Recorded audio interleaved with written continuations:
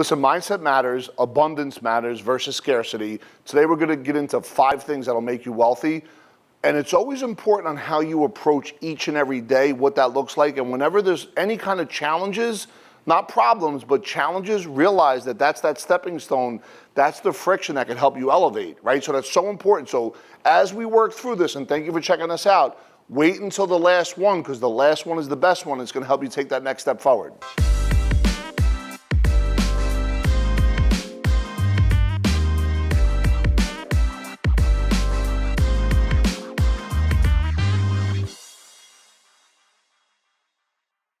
Okay, so are the wealthy different? I mean, are you saying, are they aliens? Are they from out of this world? The question is no. The answer is no to that. But they do think differently. They have an abundant mindset tied to whatever they're doing. I'm talking about first generations at least. And at the end of the day, what I've noticed about wealthy folks, the ones that continue to survive financial success, $1 million to $5 million to $10 million to $100 million, they have the same habits and rituals. However, I've also seen people go from 5 to 10 to 20, but self-sabotage because they feel on some level they don't deserve it.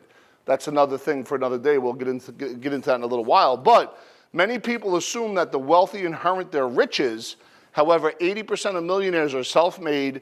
These millionaires had to get creative and work for their money. Yes, they had to break through barriers. They had to do what somebody else wasn't doing in their space. They had to provide more value than their competitors, and they had to work that extra hour every day, make that extra call, sacrifice that extra thing, miss time with their family in order to be able to achieve that first level of success. So it comes down to mindset, it comes down to creativity that's tied to intentionality. But yes, what I believe personally, that the wealthy, they think differently, but they're not different. So here it is with the wealthy, when you're looking at recessions. Right now we're in a recession, and the folks that have multiple streams, and they say, according to the IRS, that most millionaires have, they say 7 streams of income, but we'll just say you must have multiple streams of income. So what does that look like? That looks like your primary business, number one. That looks like income from real estate because you did it the right way. That looks like, you know, being able to consult in businesses that have nothing to do with your business. So there's like, they're not correlated, and being able to get income from there, and just naturally being good in sales that always produces income. But also, at the end of the day, to have your money positioned properly, that even if we're in a recession here, there's other areas that are going to begin to start really skyrocketing, and the folks that are liquid now can take advantage of those opportunities that'll be on sale and be able to really kind of take advantage of this mindset. And I think anybody that watches this video, in your life, you may have had money at one point or not, but the times you have money, there's not a lot of fear.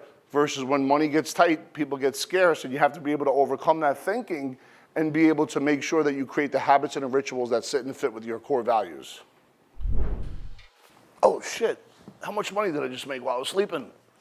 So check it out, folks. You must earn money, number 2, while you sleep. I'm gonna tell you a quick story. Whether you own real estate, which you can make money while you're sleeping, or e-commerce, which you can make money while you're sleeping, or create a sales team, which you can make money while you're sleeping, or sell an online course, which you can make money while you're sleeping.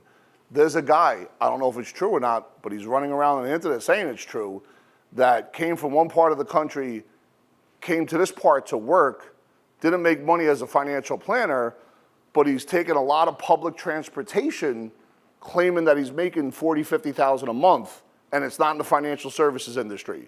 So if that guy's doing it, then anybody could do it. If it's true. Once again, I'd like to be able to check and see if it's true, not to hate, but to participate. But I'm seeing a lot of claims that seem to be e-commerce related versus financial planning related. So anyway, if we could earn money while we're sleeping, according to Warren Buffett, if you don't find a way to make money while you're gonna sleep, you're gonna work until you shuffle off this mortal coil. So at the end of the day, if you come from a blue collar background like I do, or if you come from a scarcity mindset like I did, or if you come from a place where, you know, maybe you're second generation wealth and you just blew the money, it's important to change your style up and really ask yourself a different question, and to understand that we live in a time right now in history that allows us, without college degrees, to really be able to crush it financially. As long as we're intentional, we have the right people around us that lead us and show us what to and what not to do, that are good coaches and mentors, then you could begin to earn money while you're sleeping as well. So check it out, number 3, you must use OPM, not OPP, But OPM, other people's money, I'm gonna tell you a quick story. Back, I'd say about 3 or 4 years ago, there was 3 different individuals that gave us here $300,000 each for 1% ownership and a profit sharing piece along the way. And those dudes are crushing it right now. It was the greatest thing they've ever done with their money. So if you check out what Richard Branson said, learn to raise capital by any means necessary. That's your primary job as an entrepreneur. You must continually raise capital from family and friends, banks, suppliers, customers, and investors. And this is how, like, you know, when you talk about like the wonderful world of Chris Crone, where he owns all these single family homes, he has partners, they come up with the money, right? But he has the team that finds the properties and makes everything, you know, very simply walk in the front door and it's all done for you. And there's a cost to that. It's other people's money for them. And for him, it's just really all the time and effort he put into it to create this mechanism. So now he could monitor and measure everything on a daily basis. And that's how you begin to elevate when you use other people's money. It's a science. All right, number 4, you must give back. Listen, I'm not saying you have to give back. I'm not. But what I am saying is if you give back with no intention except for gratitude, the level of fulfillment is incredible. I used to donate to American Foundation for the Blind. Didn't make me feel good. Anyway, I just felt like, here, let me write the check. I love my brother Sean, but I didn't feel fulfilled. I got nominated and then won Man of the Year in 2020. It was good because I raised money, but once again, the fulfillment wasn't there because I felt like I didn't see where the money was going. And then I got the gift of all gifts. Chris Crone asked me to go to Ukraine. And when I went to the Ukraine, I said, if I'm gonna write a check, I wanna know where the money's going. And I knew exactly where and who it was going to.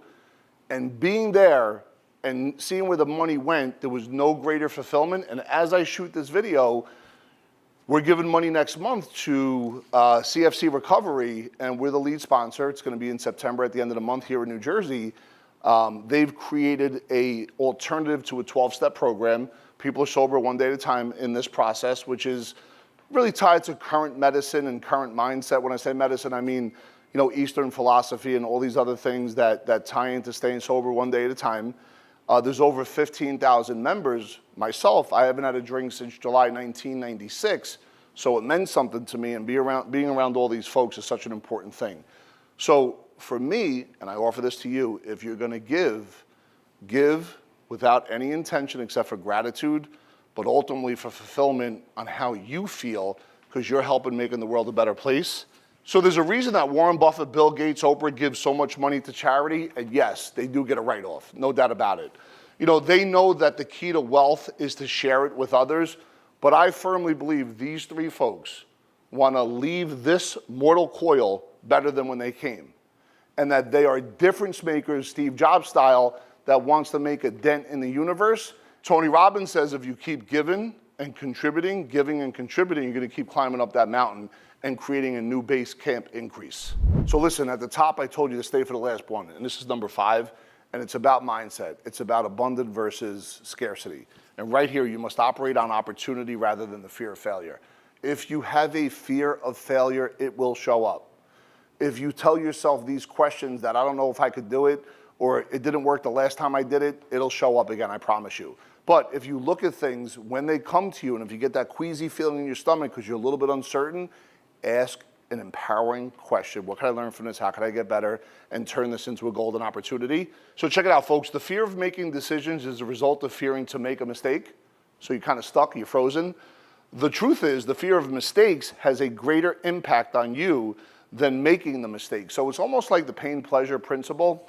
If you really think about it, people, you know, they feel more torn when it comes to losing something than the joy of gaining something. So it's almost like if something gets taken away, that's worse than the actual joy of achieving something. I'm speaking in general terms. So when you're fearful, that's when certain people would tell you to get greedy. What I'm gonna say is when you're fearful, take a step back, take a deep breath, analyze the situation logically, remove the emotion, ask yourself empowering questions, and then you could decide if that decision makes sense or not. But what I can say is this: in moments of fear, that's your greatest time to be able to take that next step forward in life. Okay, so go ahead and click the link below. One of the team members will get back to you, answer any questions that you have. If there's other videos you want us to do, please put it in the comment section. And most importantly though, be prepared. Understand there's no obligation on your part. We're here to answer any and all questions. And always remember to hit that subscribe button, because every day we're dropping new daily content that can provide education for you that you deserve.